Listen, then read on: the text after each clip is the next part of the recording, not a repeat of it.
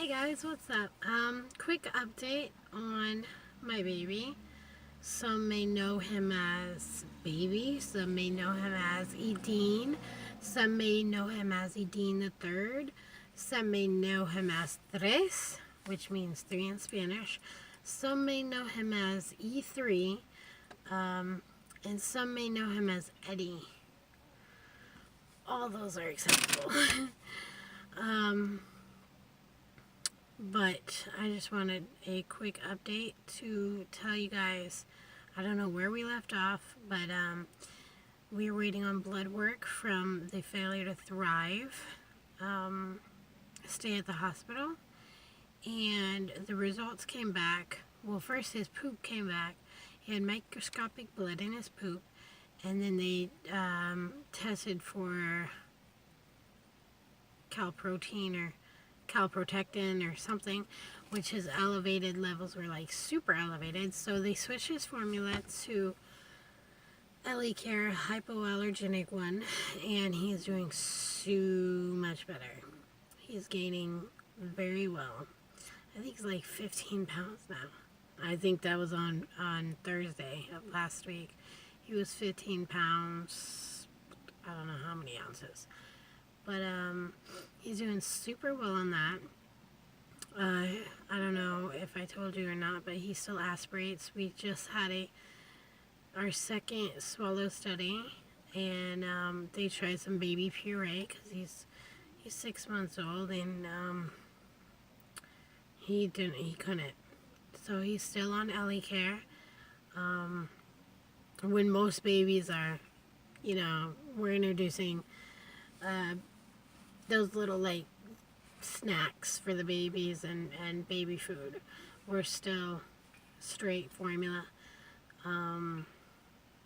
which really sucks, but at least I know he's getting fed and whatever. He still aspirates. So in another 3 to 4 months, she said 3 months if he's not too wet sounding on his breathing and whatnot. 4 months. So I'm betting on 4 rather than 3. And by that time he will be 10 months old. And if he does not pass that, then, I got to start thinking what to do about his first birthday, which I've already began thinking about.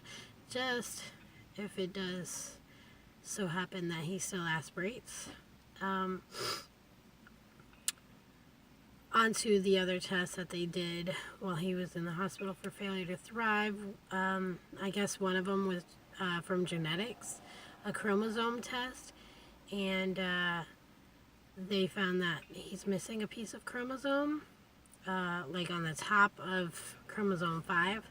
And chromosomes are like what defines you, what you like, who you are. It's got a lot of genetic makeup and just what makes you you.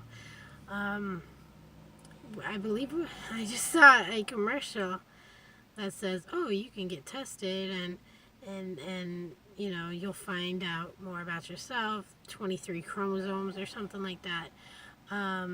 So I know that every human being, not every, because the people with Down syndrome, I think they have a duplicate or they are missing one. I think they have an extra chromosome. Anyways, we have 2 pairs, 23. It's 23 pairs, like 2 each or something. I don't know. But anyways, he's missing one on chromosome 5, I think, a piece of a top.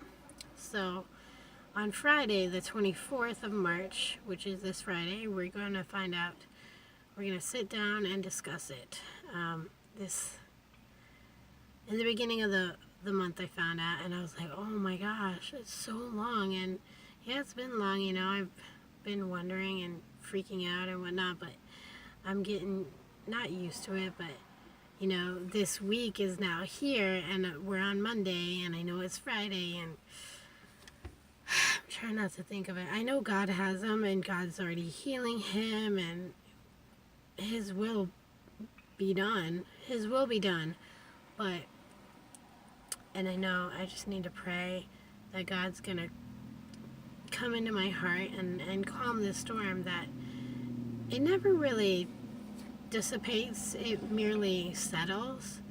And so every once in a while and whatnot, I have to sit there and I have to pray to God and ask Him to calm this storm that's inside me, because to give me strength, to give me courage, because sometimes it's way too much, especially if it seems like you're a single parent. I'm not saying I'm a single parent because his father's involved, and I say his father, I mean my children's father. I got 3 kids, 1 dad. So, just want to throw that out there. His father's involved, but it just seems like, because I'm always going to the appointments alone because his dad works and stuff, it just seems like I'm in this alone. And I know I'm not, because I've got awesome Facebook groups that I have, which if you find yourself in this kind of situation, reach out, to them, because they are very helpful, very informative. Baby Bear, the baby just had an ear infection, or has an ear infection, or getting over an ear infection. His first one, I think it was Sunday he was fine. Monday is when he was fine the most of the day, and then he came home, took a nap, woke up. He had a fever of 102.2, and then I gave him some medicine. It went down to 101.2, so I said, okay. And then later on that night, Junior his dad had thought, oh, it looked like he had a seizure, because he was hot, first of all, and secondly, he was shaking, and I was like, well, maybe did you startle him, whatever. But as soon as Junior said that, I grabbed him and I just held on to him. Like, people were asking me questions, and I couldn't say anything, I couldn't do anything, because I could just imagine, which thankfully I do not believe he had a seizure. It wasn't looked into at the hospital. We didn't say that, I probably told the doctor that,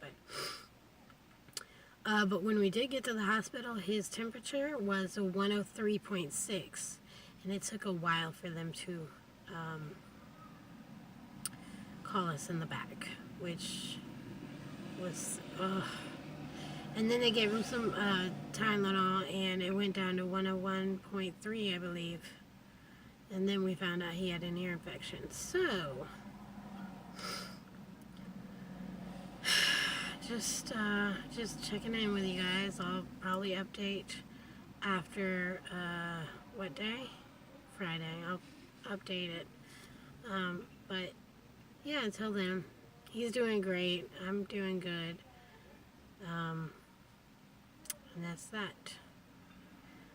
So, please be sure to subscribe, hit the like button, comment, share with somebody who, maybe is going through the struggle and needs, or I don't know. I just hope that if maybe I could help one person. I don't know. So, until next time, bye.